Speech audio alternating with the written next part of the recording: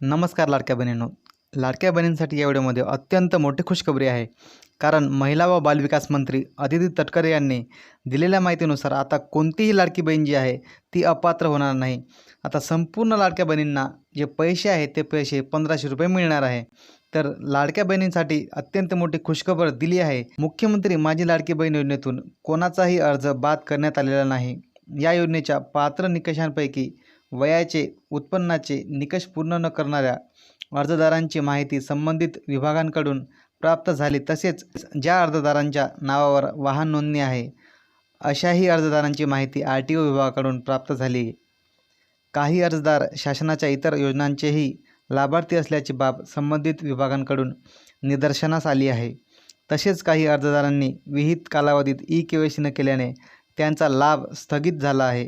ज्या अर्जदारांनी eKYC प्रक्रिया पूर्ण केली आहे त्या लाभार्थ्यांच्या नावावर वाहन नोंदणी नाही आणि तरीही योजनेचा लाभ स्थगित झाला आहे, किंवा ज्या लाभार्थ्यांची मुख्यमंत्री माझी लाडकी बहीण योजनेसह इतरही योजनांचा लाभ स्थगित झाला आहे, त्यांनी तातडीने याबाबत महिला व बालविकास विभागाकडे संपर्क साधावा.